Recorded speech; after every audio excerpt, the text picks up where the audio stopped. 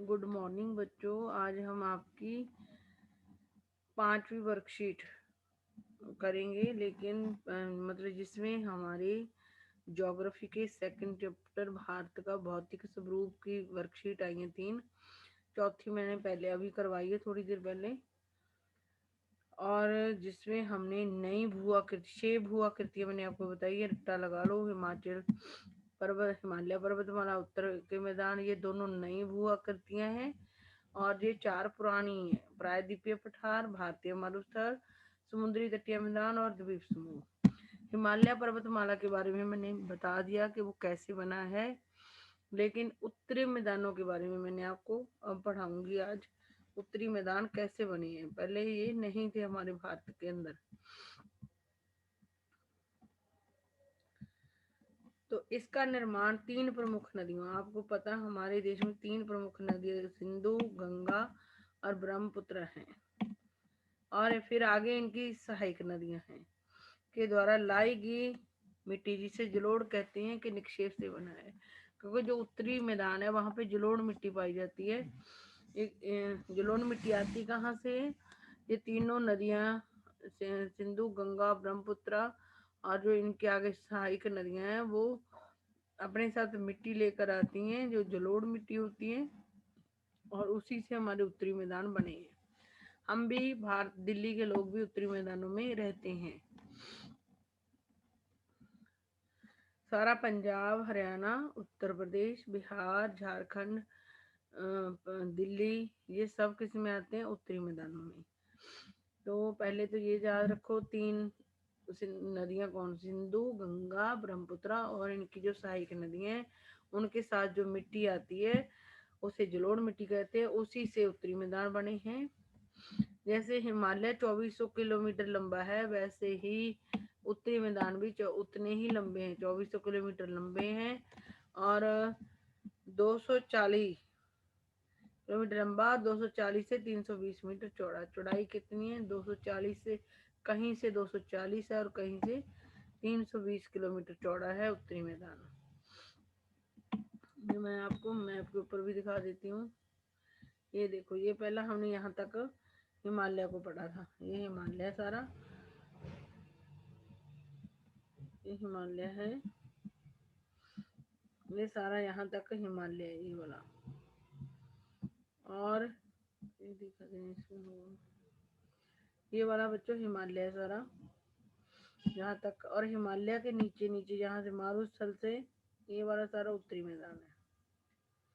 ये सारा उत्तरी मैदान है। ये देखो सिंधु नदी है, इसकी सारी, ये सिंधु नदी की सहायक नदियां झेलम, रावी, सतलुज और एक ब्यास है। सिंधु की 4 आगे सहायक नदियां हैं। इनके द्वारा जो मिट्टी आती है उन्हीं से यहाँ पर जलोढ़, जो ये सिंधु नदी और इसकी ये सहायक नदियां मिट्टी लेके आती हैं यहाँ पर, वो जलोढ़ मिट्टी होती है। तो उसी से, तो जो इन सिंधु नदी और इसकी सहायक नदियों से जो उत्तरी मैदान बने हैं उसको क्या बोलते हैं? पंजाब के उत्तरी मैदान। पंजाब के उत्तरी मैदान, जैसे पंजाब हिमालय था वैसे ही पंजाब उत्तरी मैदान भी है। ये पंजाब है, पंजाब के उत्तरी मैदान है। उसके बाद सिंधु नदी और उसकी जो सहायक नदी है उनके द्वारा पंजाब के उत्तरी मैदान बनते हैं। फिर आ जाती है गंगा। गंगा मेन नदी है और उसकी सहायक नदियां कौन सी? जमुना, घाघरा, गंडक, कोसी, ये इसकी गंगा की सहायक नदियां। इन नदियों से बना हुआ जो उत्तरी मैदान है उसको हम निकालते हैं, गंगा के मैदान बोलते हैं इसको। इसको क्या बोलते हैं? गंगा के मैदान। यहाँ पे उत्तर प्रदेश, बिहार और झारखंड आता है, उसको गंगा के मैदान बोलते हैं। ये पंजाब का मैदान है, उत्तरी मैदान।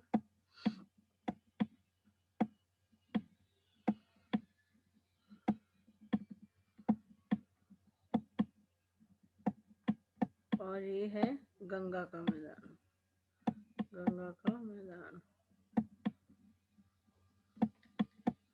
और यहाँ से जो ब्रह्मपुत्र शुरू हो जाती है, ब्रह्मपुत्र ये आ रही है, यहाँ पे ब्रह्मपुत्र नदी और उसकी सहायक नदियों द्वारा लाई गई मिट्टी से बने हैं उत्तरी मैदान, तो उनको ब्रह्मपुत्र का मैदान कहा जाता है।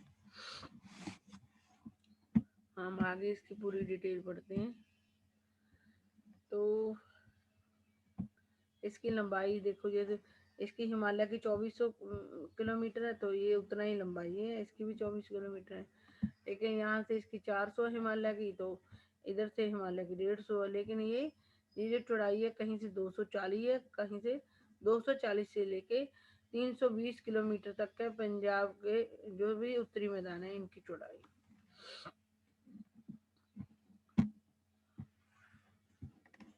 और यहाँ पे ज्यादा लोग रहते हैं, उर्वरता से भरपूर है इसकी विशेषताएं। उत्तरी मैदानों की विशेषताएं क्या है? उर्वरता से भरपूर कृषि योग्य समतल भूमि। एक तो यहाँ की उत्तरी मैदानों की जो भूमि है वो क्या है? उपजाऊ है, समतल है और इसके ऊपर अच्छी खेती हो जाती है। उत्तरी मैदानों की विशेषता क्या है कि यहाँ की जो मिट्टी है वो उपजाऊ है, कृषि योग्य है, समतल भूमि है। नंबर पहली विशेषता एक। नंबर 2 पानी। और उत्तरी मैदानों में आपको पता पंजाब, हरियाणा, उत्तर प्रदेश, बिहार, झारखंड वगैरह में क्या होता है? पानी उपलब्ध है, पर्याप्त मात्रा में पानी। नंबर 2 उसकी अगर आ जाए उत्तरी मैदानों की विशेषताएं, उपजाऊ और कृषि योग्य समतल भूमि, पानी की पर्याप्त उपलब्धता है उत्तरी मैदानों में। वहाँ का जो यहाँ का जलवायु है वो अनुकूल है, अच्छा, ना तो ज्यादा ठंड पड़ती है ना ही ज्यादा गर्मी होती है, अनुकूल जलवायु तीसरी इसकी विशेषता है। यातायात के सुलभ साधन, मतलब आपको उत्तरी मैदानों में पंजाब, हरियाणा, उत्तर प्रदेश वगैरह में क्या मिल जाएगा आपको? रेल, अगर ट्रेन से करना ट्रेन में भी सफर हो सकता, सड़क से भी कर सकते हो, हवाई जहाज। जो यातायात के साधन है तीनों तरीके के वो उत्तरी मैदानों में आसानी से मिल जाते हैं।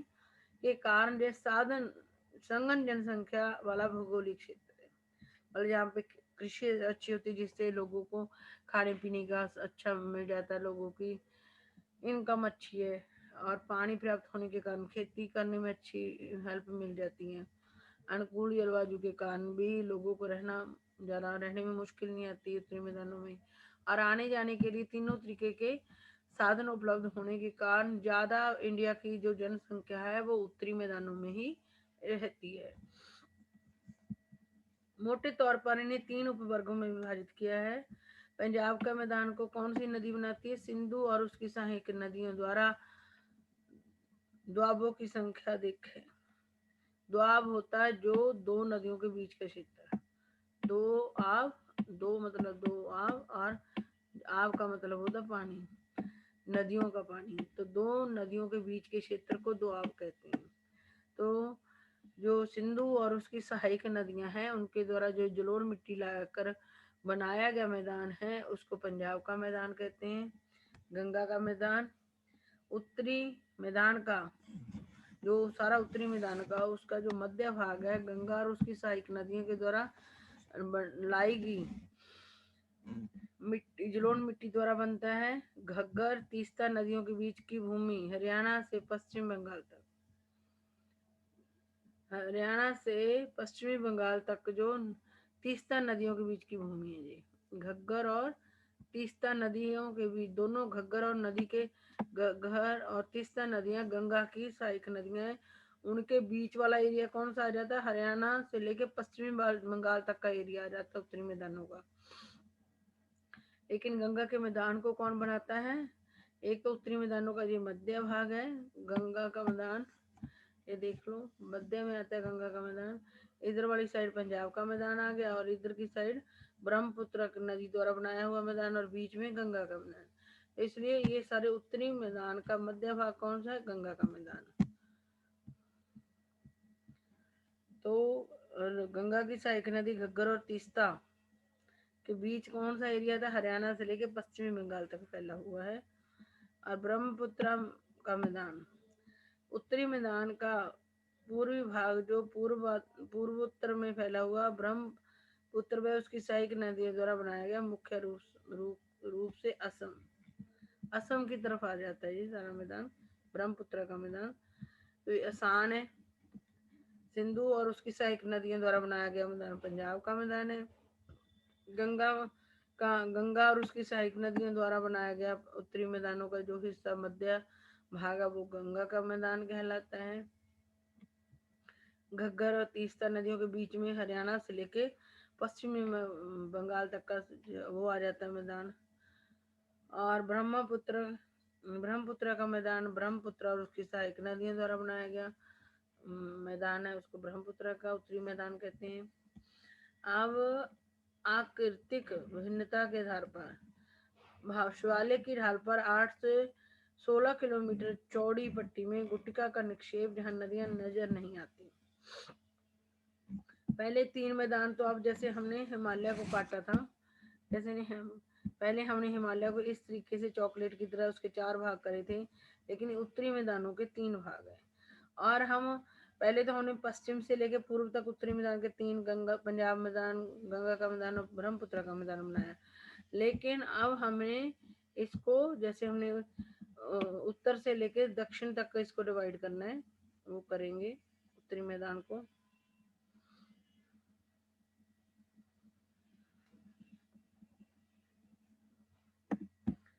दिखाती हूँ आपको, ये आपको पता यहाँ से है। तो यहाँ से क्या हो गया, अब इसको भी आगे 4 हिस्सों में बांटा गया ऐसे करके। पहले भाबर, लंबा भाबर है पहले, फिर एक और हिस्सा करा गया उत्तरी मैदानों का,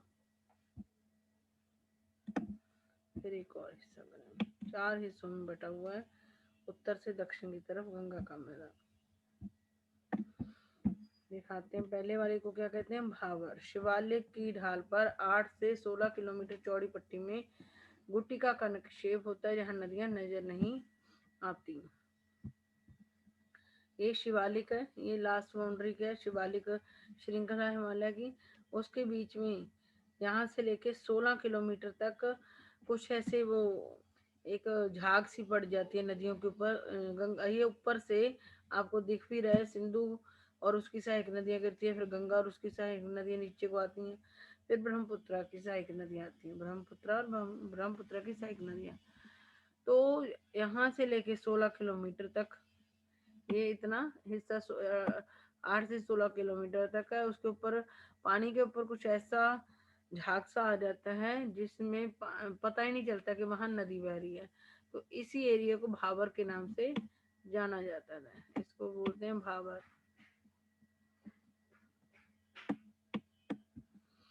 आगे बढ़ते हैं, कौन सा हिस्सा भाबर के बाद, तराई। भाबर के दक्षिण में उपस्थित नम एवं दलदली क्षेत्र जहाँ नदियां पुण्य निकल आती हैं, जो घने जंगलों से भरा है, तराई। उसके जो आगे वाला हिस्सा है ये वाला, अब तो ये तो भाबर हो गया इतना, ये सारा नाम, और ये आ गया तराई। तराई ये वाला जो हिस्सा है जहाँ पर नदियां का पानी चलता हुआ दिखने लग जाता है इस एरिया में, और इसको तराई बोलते हैं। और तराई है, और क्योंकि यहाँ पे नमी और दलदली क्षेत्र होता है, और यहाँ पे मतलब ज्यादा पानी भी नहीं होता जहाँ पे, लेकिन नदियां यहाँ पे बहती हुई दिखती हैं इस एरिया में, ऐसे नदी बहती है। तो यहाँ पे तो दिखती नहीं बहती हुई नदी भावन में, ये 8 से 16 किलोमीटर, लेकिन तराई में दिखने लग जाती है। लेकिन यहाँ पे पानी भी ज्यादा होता है, मिट्टी होती है, दलदली क्षेत्र, अगर हम वहाँ पैर रखेंगे तो दलदल में धस जाएंगे। तो इसको ऊपर वाले भाग को भाबर, इसको तराई कहते हैं। अगला हिस्सा देखते, तीसरे हिस्से को क्या कहते हैं, भांगर। पुराने जलोढ़ के मैदान जो वेदिका चबूतरा जैसी आकृति बनाते हैं, अब बाढ़ द्वारा नए जलोढ़ का जवाब नहीं होता। यहाँ की मिट्टी में चूनेदार निक्षेप मिलते हैं जिसे कंकड़ कहा जाता है। जो वेदिका चबूतरे जैसी या वेदिका जैसी आकृति बनाते हैं, और अब बाढ़ द्वारा नए जलोढ़ का जवाब नहीं होता, जहाँ मिट्टी में चूनेदार निक्षेप, जिनको कंकड़ कहते हैं। ये भांगर है। भांगर का जो जलोढ़ मिट्टी के पुराने रूप को क्या कहते हैं, ये आ गया भांगर। ये वाला हिस्सा 3 भाबर, तराई, और ये आ गया भांगर।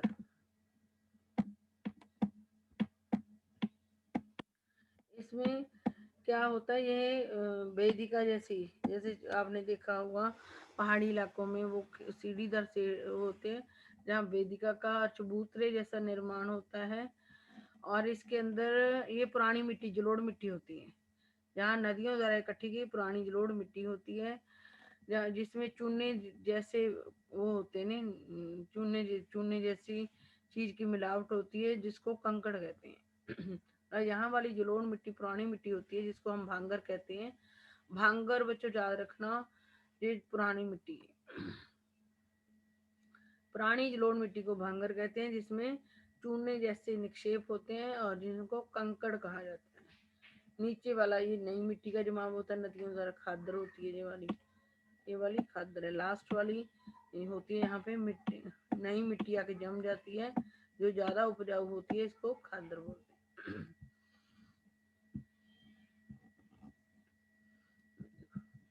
बाढ़ वाले मैदानों के नए तथा युवा निक्षेप जो उपजाऊ होने के कारण गहन खेती के लिए आदर्श होते हैं, उनको खादर कहते हैं।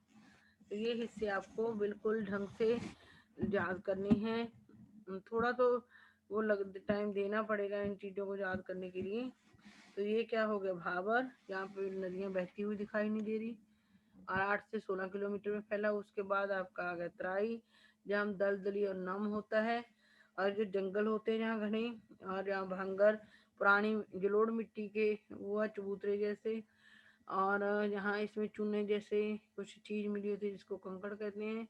ये खादर, भांगर याद रखना, भांगर, भांग र, ये पुरानी जलोढ़ मिट्टी होती है।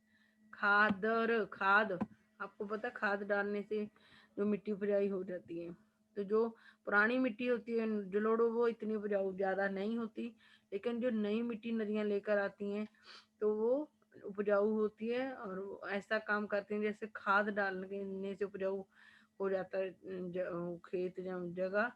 तो खादर नई जलोढ़ मिट्टी को कहते हैं। तो ये आपके उत्तरी मैदान वाला जो है हिस्सा वो समझ आ गया कैसे है। उत्तर भारत के उत्तरी मैदानों के निर्माण में किन नदियों का योगदान है, किन्हीं तीन का नाम लिखे, तीनों लिखे तो सिंधु, गंगा, ब्रह्मपुत्र। मैं बता दी थी, लिखने की क्या जरूरत है। सिंधु नदी, तीन का बोला, तीन, सिंधु, गंगा और ब्रह्मपुत्र, तीन नदियां इसमें निर्माण में योगदान दे, तीनों को नाम। मैदानी भाग में घनी जनसंख्या के विसाव के क्या कारण है, तो वो सारे बता दो जो हमने अभी 1 2 3 करके करे थे। इसकी विशेषताएं उत्तरी मैदान की, क्योंकि जहाँ पे उर्वरता से भरपूर कृषि योग्य समतल भूमि है, जिसपे अच्छी कृषि हो जाती है और लोगों को अच्छी इनकम हो जाती है। पानी की पर्याप्त उपलब्धता है, इसलिए ज्यादा, मतलब ज्यादा जो हमारी इंडिया की पॉपुलेशन है उत्तरी मैदानों में क्यों रहती है, क्योंकि यहाँ उर्वरता से भरपूर कृषि योग्य समतल भूमि है, पानी की पर्याप्त उपलब्धता है, अनुकूल जलवायु है, यातायात के सभी रेलवे और सड़क, हवाई जो साधन है वो आसानी से मिल जाते हैं। ये 4 कारण, 5 कारण है। नंबर 2, भारत के उत्तरी मैदान का निर्माण किस प्रकार हुआ।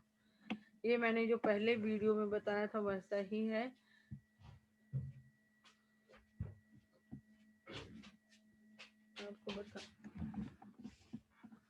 आपको मैं दोबारा बताती हूँ इसमें जाके।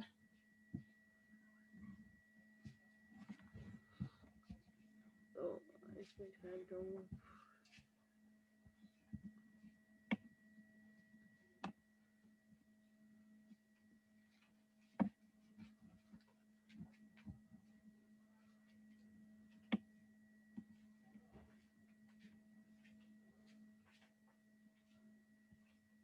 दोबारा बता रही हूँ आपको कैसे हुआ इसका निर्माण।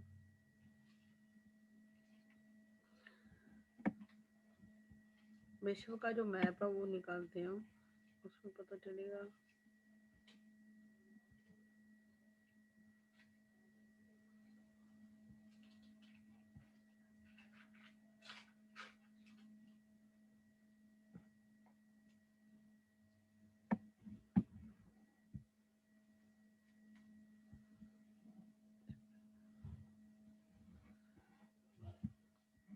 जैसे मैंने आपको बताया था कि 3 वो है, क्या कहते हैं, हमारी जो अफ्रीका दक्षिण अफ्रीका और दक्षिण अमेरिका और भारत और ऑस्ट्रेलिया की प्लेट है वो नीचे से, जैसे कि यहाँ पे यूरेशियन प्लेट होती है, पुरानी मैंने दिखाया था यूरेशियन प्लेट थी, यहाँ पे हमारी ऑस्ट्रेलिया की प्लेट है, लेकिन भारत की प्लेट जहाँ जाके फिट हो गई है अगर हम विश्व, यहाँ पे आपने देखा अफ्रीका है, यहाँ पे अफ्रीका दक्षिणी अफ्रीका है, यहाँ पे दक्षिणी अमेरिका है, तो हमारी इंडियन प्लेट जहाँ सेट होगी ये ऑस्ट्रेलिया की प्लेट है, लेकिन यहाँ पे आर्कटिक सागर है, मतलब ऐसे अगर नीचे मैं आप मत समझो, वैसे समझा रही हूँ आपको, प्लेन समझ के, आर्कटिक सागर है।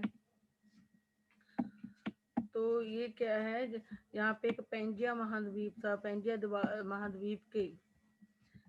महाद्वीप के नीचे जहाँ दक्षिणतम भाग था गोंडवाना लैंड में, तो यहाँ पे ये वाली दक्षिण अमेरिका की प्लेट भी यहीं जुड़ी हुई थी, आर्कटिक प्लेट भी, और ये दक्षिण अफ्रीका की प्लेट भी, ऑस्ट्रेलिया की प्लेट भी, और ये जो इंडिया की प्लेट ऊपर जाके टकराई है, 5 प्लेटों से मिलके पेंजिया महाद्वीप का जो नीचे वाला हिस्सा गोंडवाना लैंड बना हुआ था, लेकिन पानी के तेज बहाव के कारण गोंडवाना लैंड की प्लेट टूट गई, एक प्लेट इधर चली गई थी दक्षिण अमेरिका में, एक दक्षिण अफ्रीका के रूप में, एक ऑस्ट्रेलिया के रूप में, एक भारत की प्लेट थी वो तैतीस सागर में जाके यूरेशियन प्लेट से टकरा गई थी, जिसके कारण जो हमारी भारतीय प्लेट थी वो थोड़ा अर्ध सर्कलाकार थी, तो जिसके कारण वो जो जो तैथी सागर की मिट्टी थी वो तो हिमालय पर्वत बन गई थी, और बीच में ये खाई सी रह गई थी, तो ऊपर से और नीचे से आने वाली जो नदियां थी उन्होंने उनकी मिट्टी से ये खाई भर गई, तो ये उत्तरी मैदान बन गए थे।